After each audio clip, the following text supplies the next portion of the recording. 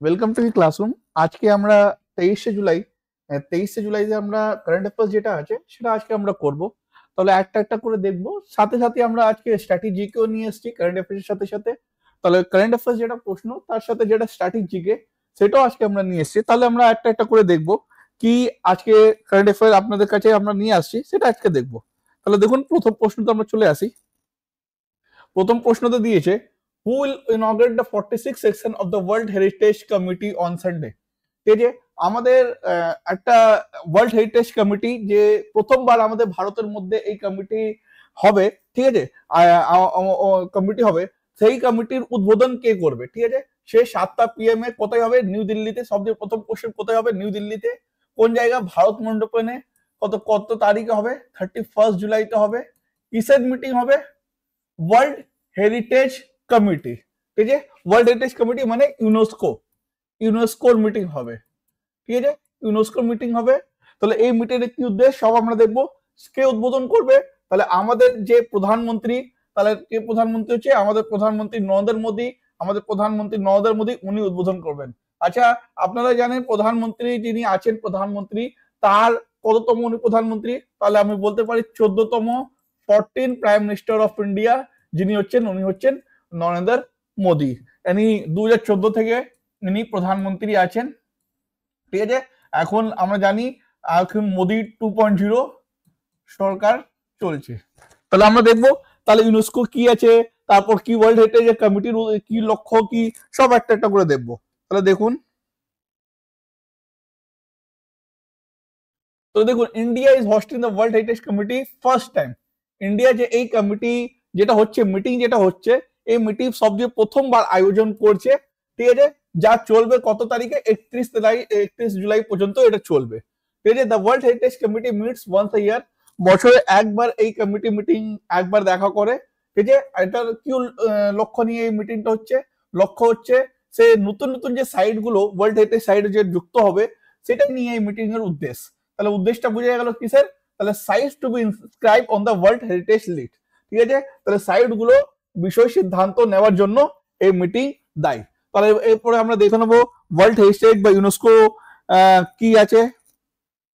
তাহলে দেখুন, এই মিটিং এর মধ্যে 2000 ইন্টারন্যাশনাল বা আন্তর্জাতিক এবং 150 দেশের থেকে লোক এই মিটিং এ অংশ নেবেন। ঠিক আছে, দেখুন 150টি থেকে বেশি আর 2000 থেকে বেশি আন্তর্জাতিক প্রতিনিধি এই সভাতে অংশ নেবেন। তাহলে ইউনেস্কোটা দেখুন, ইউনেস্কো ফুল ফর্ম শব্দ প্রথম দেখুন, UNESCO full form United nation. UN দিয়ে আপনি বলবেন ইউনাইটেড নেশন, ই দিয়ে বলবেন এডুকেশন, এস দিয়ে বলবেন সায়েন্টিফিক, আর সিও দিয়ে বলবেন cultural organisation. United Nation Educational Scientific and Cultural Organisation হলো ইউনেস্কো ফুল ফর্ম। গঠন কোন সালে হয়েছিল? 16 নভেম্বর 1945 সালে, 78 বছর আগে এটা গঠন হয়েছিল। তাহলে হেডকোয়ার্টার কোথাও হবে? সদর দপ্তর তাহলে প্যারিসের যেটা রাজধানী, ফ্রান্সের যেটা রাজধানী প্যারিস, সেখানে হবে। ডাইরেক্টর এখন কি আছেন? তাহলে আমি ডাইরেক্টর বলতেই পারি অড্র অজলে এর ডাইরেক্টর। অড্র অজলে কি আছেন? ইনি প্রাক্তন কালচারাল মিনিস্টার অফ ফ্রান্স। ঠিক আছে, ফর্মার কালচারাল মিনিস্টার, ইনি প্রাক্তন cultural minister of France Audrey Azoulay, যে এখন ডাইরেক্টর জেনারেল অফ ইউনেস্কো। ঠিক আছে, তাহলে আমরা সদর দপ্তর সব দেখে নিলাম। তো নেক্সট দেখি আমরা, নেক্সট দেখবো আমাদের ভারতের মধ্যে কতগুলো সাইট আছে ওয়ার্ল্ড হেরিটেজ। তাহলে আমি বলতে পারি আমাদের ভারতের মধ্যে 42টা ওয়ার্ল্ড হেরিটেজ সাইট আছে। তার মধ্যে 34টা হচ্ছে কালচারাল, 7টা হচ্ছে ন্যাচুরাল, আর একটা হচ্ছে মিক্স। ঠিক আছে, যেটা মিক্স হচ্ছে সেটা হচ্ছে কাজিরাঙ্গা ন্যাশনাল পার্ক। ঠিক আছে, Kanchenjunga national park, Kanchenjunga national park যেটা হচ্ছে সেটা হচ্ছে মিক্স। তাহলে 42 এর মধ্যে 34টা হচ্ছে কালচারাল, 7টা হচ্ছে আপনার ন্যাচুরাল, আর একটা হচ্ছে মিক্স। তাহলে আমাদের ভারতের মধ্যে কতগুলো ওয়ার্ল্ড হেরিটেজ সাইট আছে? 42টা। আচ্ছা, পুরো বিশ্বের মধ্যে সবচেয়ে প্রথম কে আছে? তাহলে সবচেয়ে প্রথম বলবো ওয়ার্ল্ড হেরিটেজ সাইটের মধ্যে ইটালি। ইটালি হচ্ছে সবচেয়ে প্রথম র্যাঙ্ক। আমাদের তাহলে ইন্ডিয়া কত র্যাঙ্ক করে পুরো বিশ্বের মধ্যে ওয়ার্ল্ড হেরিটেজ সাইটে? তাহলে 6টা, 6। তাহলে কত নম্বরে? 6 নম্বরে। ঠিক আছে, তাহলে সবচেয়ে প্রথম যেটা সাইট আমাদের ইন্ডিয়ার মধ্যে কোনটা যুক্ত হয়েছিল? তাহলে আমরা বলবো Ajanta cave, Ellora cave, Agra fort and Taj Mahal. এই চারটে জিনিস কত সালে যুক্ত হয়েছিল? 1983 সেকশনে যেটা মিটিং হয়েছিল, সেই মিটিং এ আমাদের এই চারটি সাইট গুলো ওয়ার্ল্ড হেরিটেজ সাইটের মধ্যে কি হলো, অংশ হলো। ঠিক আছে, নেক্সট দেখে নেবো। তাহলে আমরা যে লেটেস্ট যেটা যে এখন যে যুক্ত হয়েছে আমাদের ওয়ার্ল্ড হেরিটেজ সাইটে ইন্ডিয়ার মধ্যে, সেটা হচ্ছে আপনার second ensembles of the Hoysala, Hoysala dynasty যেটা সেকেন্ড ইনসেম্বলস সেটা, আর শান্তিনিকেতন। তাহলে এই দুটোর মধ্যে বললে হসলাটা কোথায় আছে, তাহলে হসলা কোন রাজ্যের মধ্যে হবে, হসলা হবে কর্ণাটকের মধ্যে। তাহলে কর্ণাটকের একটা সাইট হসলা, শান্তিনিকেতন কত হবে আমাদের পশ্চিমবঙ্গ ওয়েস্ট বেঙ্গলের মধ্যে। তাহলে ওয়েস্ট বেঙ্গলের শান্তিনিকেতন এবং কর্ণাটকের হসলা, এই দুটো সাইট যুক্ত হলো 2023 সালে ওয়ার্ল্ড হেরিটেজ সাইটে। ঠিক আছে, তারপর দেখবো যদি আমি পশ্চিমবঙ্গের ব্যাপারে বলি, তাহলে পশ্চিমবঙ্গের কতগুলো ওয়ার্ল্ড হেরিটেজ সাইট আছে, তাহলে আমরা বলবো 5টা। 5টার মধ্যে সবচেয়ে প্রথম যেটা হচ্ছে ওটা হচ্ছে সুন্দরবন ন্যাশনাল পার্ক, কোন সালে, 1987-এ। 2 নম্বরে দার্জিলিং রেলওয়ে বা দার্জিলিং হিমালয় কত সালে, 1999 সালে। 3 নম্বরে যেটা 2023 হয়েছে শান্তিনিকেতন 2023-এ। এই হলো তিনটে। দুটো হচ্ছে টেন্টেটিভ লিস্ট, দুটো কি হচ্ছে টেন্টেটিভ লিস্ট। সবচেয়ে প্রথম হচ্ছে বিষ্ণুপুর টেম্পল, বিষ্ণুপুর কোন জেলায় আছে, তাহলে বিষ্ণুপুর বললে আপনি কোন জেলা, বাঁকুড়া জেলা, ঠিক 1998 সালে। দ্বিতীয় টেন্টেটিভ লিস্টের মধ্যে যে দ্বিতীয় নম্বর হচ্ছে সেটা হচ্ছে কোনটা, নেওড়া ভ্যালি ন্যাশনাল পার্ক। এটা কোন ডিস্ট্রিক্টে আছে, সেটা আমরা বলবো কোন জেলায়, কালিম্পং। তাহলে Kalimpong Neora valley national park and আপনার বিষ্ণুপুর টেম্পল, বিষ্ণুপুর বাঁকুড়া জেলায় বিষ্ণুপুর টেম্পল, এই দুটো 5টা হচ্ছে আমাদের পশ্চিমবঙ্গ থেকে। তো 2 নম্বর প্রশ্নতে চলে আসবো, how many arm force, how many armed force personnel among 117 Indian athletes taking part in 2024 Paris Olympics. তাহলে 2024 প্যারিস অলিম্পিক্স অংশ নেওয়া 117 জন ভারতীয় ক্রীড়াবাদীদের মধ্যে কতজন সশস্ত্র বাহিনী সদস্য আছেন।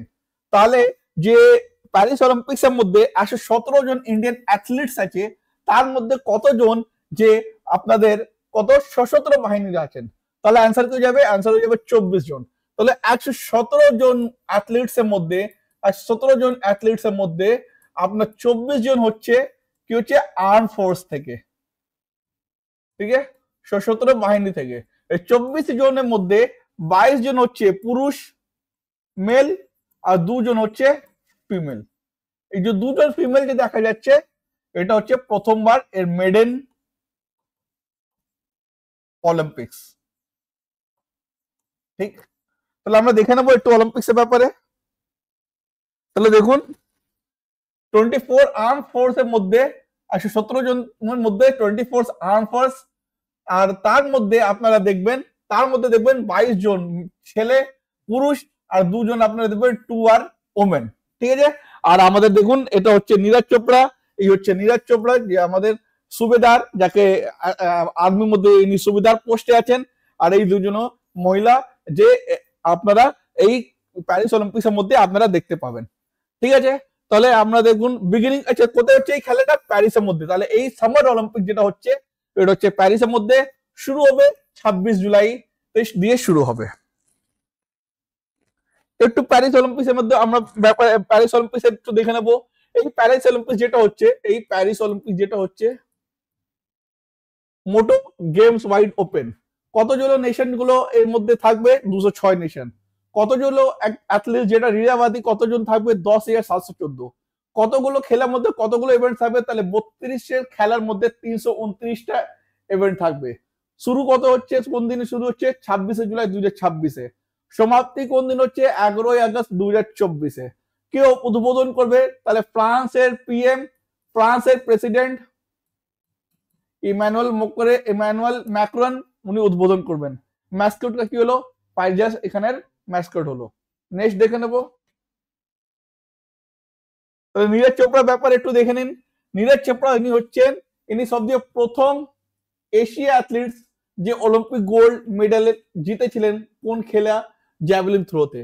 আর ইনি প্রথম Asian to win gold in this event at the world championship. তাহলে ওয়ার্ল্ড চ্যাম্পিয়নশিপ মধ্যে ইনি সবচেয়ে প্রথম ভারতীয় যিনি গোল্ড মেডেল জিতেছিলেন।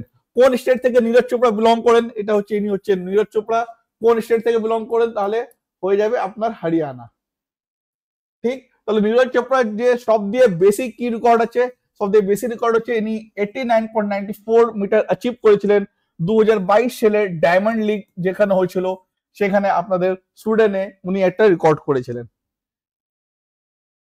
নেক্সট দেখে নিন নীরজ চোপড়ার একটু মেডেলটা দেখে নিন।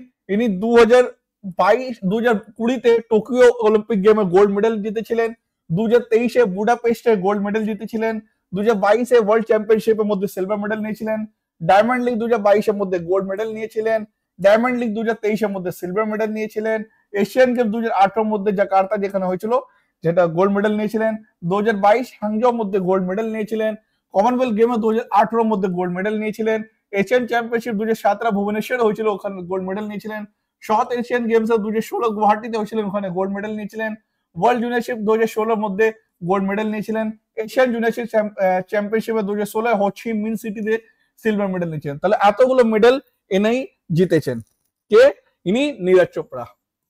ঠিক আছে, কোন গেম থেকে কোন স্পোর্টস থেকে ইনি বিলং করেন? তারপর আপনি বলবেন জ্যাভেলিন থ্রো। এনার খেলার নাম জ্যাভেলিন থ্রো। ঠিক, নেক্সট প্রশ্ন দেখুন 3 নম্বর প্রশ্ন, how many Param Vishisht Seva medal were by conferred to president Shrimati Droupadi Murmu to the personal of arm force. Arm force কে একটা মেডেল বা পুরস্কার দেওয়া হয়, তার নাম হচ্ছে বিশেষ সেবা মেডেল পিভিএসএম। কতগুলো আর্ম ফোর্স কে দেওয়া হলো? ঠিক আছে, কোন তারিখে? 19 জুলাইতে দেওয়া হয়েছিল। ঠিক আছে, তাহলে আমরা বলবো পুরো যতগুলো অ্যাওয়ার্ড দেওয়া ছিল সেটা হচ্ছে 94 এর মধ্যে একটা পিভিএসএম পরম বিশেষ সেবা মেডেল, এটা কতজনকে দেওয়া হয়েছিল? তাহলে আপনার উত্তর হয়ে যাবে 31 জনকে। ঠিক আছে, কতজন? 31 জনকে দেওয়া হয়েছিল। তাহলে দেখুন প্রেসিডেন্ট দ্রৌপদী মুর্মু, এটা কত নম্বরের প্রেসিডেন্ট আমাদের ইনি আছেন? ইনি হচ্ছেন 15তম প্রাইম প্রেসিডেন্ট। কোন রাজ্য থেকে ইনি বিলং করেন? তাহলে রাজ্য হবে এনার উড়িষ্যা। সব দিয়ে প্রথম ইনি কোন কাস্ট থেকে বিলং করেন? তাহলে হয়ে যাবে আপনার সান্থালি কাস্ট থেকে ইনি বিলং করেন। ঠিক আছে, তাহলে আমাদের শ্রীমতী দ্রৌপদী মুর্মু যিনি আছেন 19 জুলাই 2024 তারিখে নয়া দিল্লি রাষ্ট্রপতি ভবনে কি করেন? এই অ্যাওয়ার্ডটা উনি অনুষ্ঠান করেন। ঠিক আছে, তাহলে আমরা নেক্সট দেখে নেব। তাহলে দেখুন recently union minister of coal and mine, ঠিক আছে, তাহলে union minister of coal and mine inaugurate করেছেন। কি ইনঅগ্রেট করেছেন? একটা সেন্টার ইনঅগ্রেট করেছেন, তার নাম হচ্ছে ন্যাশনাল ল্যান্ডলাইন্স ফরকাস্টিং সেন্টার। কোন শহরে ইনি এই ওটা উদ্বোধন, ঠিক আছে, করলেন? তাহলে অ্যান্সার কি যাবে? আমাদের কলকাতায় মধ্যে উনি উদ্বোধন করলেন। ঠিক আছে, তাহলে এই ন্যাশনাল কোল এন্ড মাইনের যে ডিপার্টমেন্ট, সেই ডিপার্টমেন্টের নাম কি? GSI, geological survey of India. এর হেডকোয়ার্টার বা সদর দপ্তর কোথায়? আমাদের কলকাতার মধ্যে। সেখানে উনি আমাদের মিনিস্ট্রি অফ মন্ত্রী যিনি আছেন, যে কয়লা মন্ত্রী বা খনি মন্ত্রী যিনি আছেন, তিনি কি করলেন? উদ্বোধন করলেন। এই ব্যাপারে একটু দেখে নেবো। তাহলে দেখুন ল্যান্ডস্লাইড দিয়ে যে বাঁচার জন্য, যে বিপদে হয় প্রশমিত করার জন্য, ঠিক আছে, দেখুন ভূমি ধসের, তাহলে ভূমি যে ধসে যায় তার বিপদ প্রশমিত করার জন্য এবং তাদের দ্বারা ক্ষতিগ্রস্ত লোকদের প্রাথমিক সতর্ক করার জন্য এই ওয়েব পোর্টাল নাম হচ্ছে ভূষণ কেম ওয়েব পোর্টাল এবং ভূস্খলন মোবাইল অ্যাপ। তাহলে ভূষণ ক্ষেত ওয়েব পোর্টাল আর ভূস্খলন মোবাইল অ্যাপও লঞ্চ করা হলো। ঠিক আছে, সে কে করলো? আমাদের যে কয়লা বা খনি যিনি মন্ত্রী আছেন তিনি করলেন। তাহলে দেখে নেবো the advance national landline forecasting centre equip with the latest. কি কি থাকবে এই সেন্টারের মধ্যে? যে কি থাকবে? টেকনোলজি থাকবে, যে আপনাদেরকে ওয়ার্নিং দেবে, যে ইনফরমেশন দেবে, যে আপনাদেরকে ইনফরমেশন দেবে, লোকাল অ্যাডমিনিস্ট্রেশন ওই ইনফরমেশন দেখে দেবে, আপডেট থাকবে কোথায় ল্যান্ডস্লাইড হচ্ছে, কি কি আপনার কি করে বাঁচবেন, রিয়েল টাইম রেনফল, কখন রেনফল হবে, কি কি ইনস্টেবিলিটি ডাটা, কতগুলো স্লোপ আছে, কতগুলো ঢাল আছে, ঠিক আছে, ঢালের অস্থিরতা, এইসব আপনাকে কি করবে? এই ওয়েব পোর্টাল আপনি দেখতে পাবেন। তাহলে ওয়েব পোর্টাল নাম হচ্ছে ভূস্খলন মোবাইল অ্যাপ। ঠিক আছে, এটাই এই অ্যাপের মধ্যেও আপনারা সব ইনফরমেশন আপনারা পেয়ে যাবেন। তাহলে নেক্সট দেখে নি।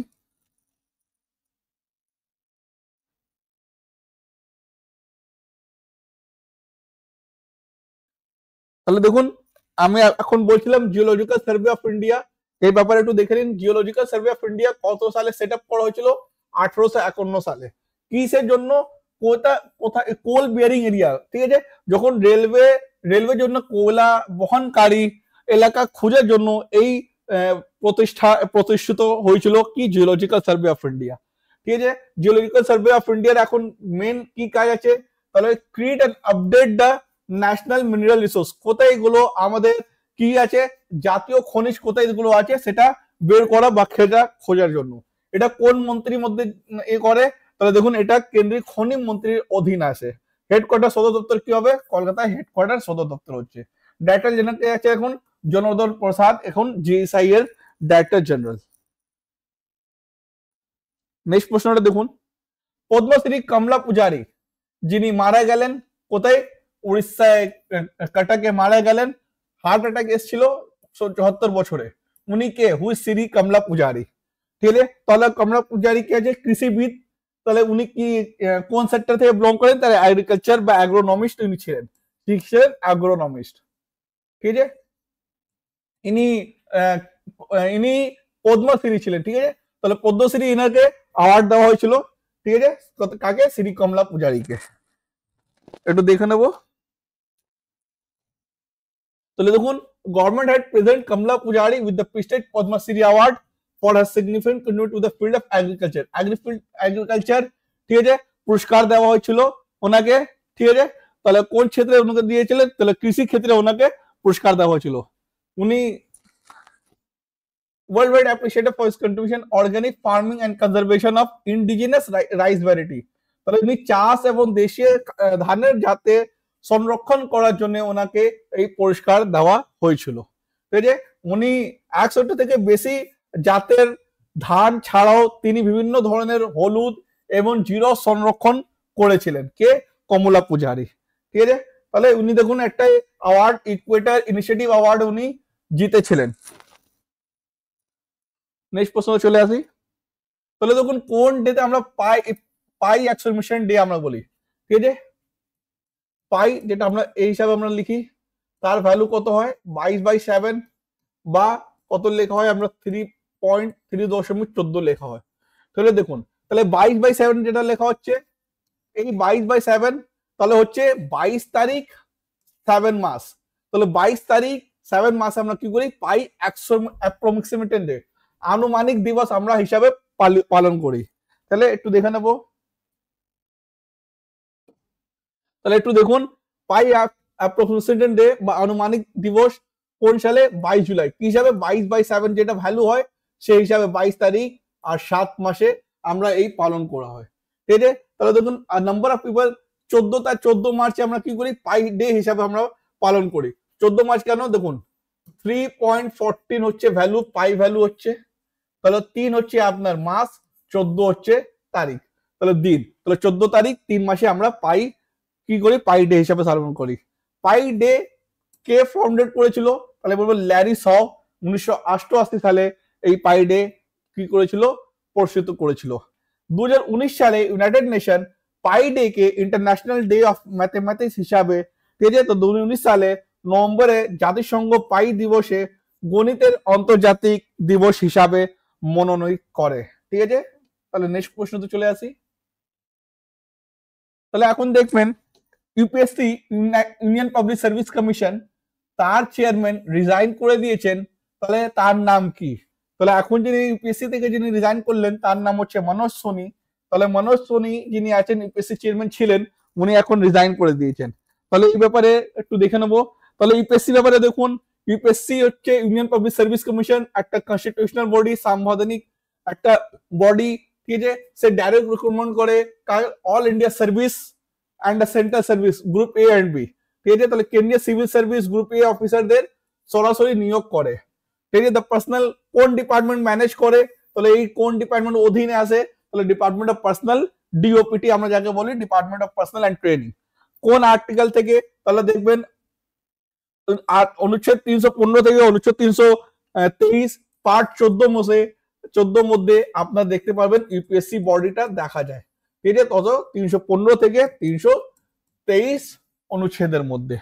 ঠিক আছে, তাহলে member of union public service commission, তাহলে যে ইউপিএসসি যে চেয়ারম্যান থাকে তাহলে কত সালে রিটায়ার করে যায়, বা 6 সাল বা 65 বছর, যেটাই প্রথম চলে আসবে সেটা ও রিটায়ার করে যাবে।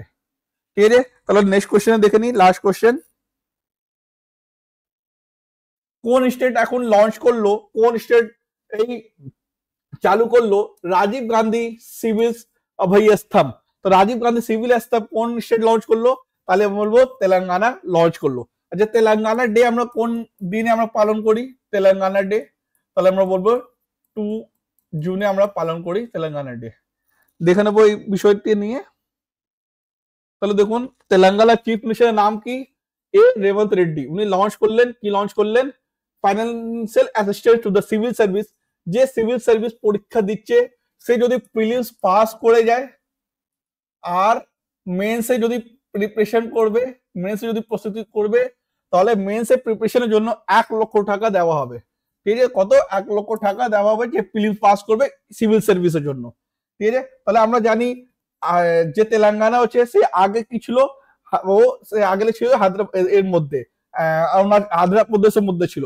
তাহলে আন্ধ্রপ্রদেশ থেকে কি হলো, বিভাজন হয়ে, ঠিক আছে, 2 জুন 2014 মধ্যে কি হলো, গঠন হলো। তাহলে আমরা দেখবো তেলেঙ্গানার ক্যাপিটাল কি আছে, রাজধানী হায়দ্রাবাদ। এখন চিফ মিনিস্টার কে আমরা জানি এ রেবন্ত রেড্ডি, আর গভর্নর কে সিপি রাধাকৃষ্ণন হচ্ছে গভর্নর। ঠিক আছে, তাহলে এই 7টা কারেন্ট অ্যাফেয়ার আজকে আপনাদের জন্য নিয়ে আসলাম। আশা করি সবাইকে ভালো লেগেছে। যদি আপনাদের ভালো লেগেছে তাহলে আমাদের এই চ্যানেলটা সাবস্ক্রাইব করুন আর এই ভিডিওটা লাইক করুন।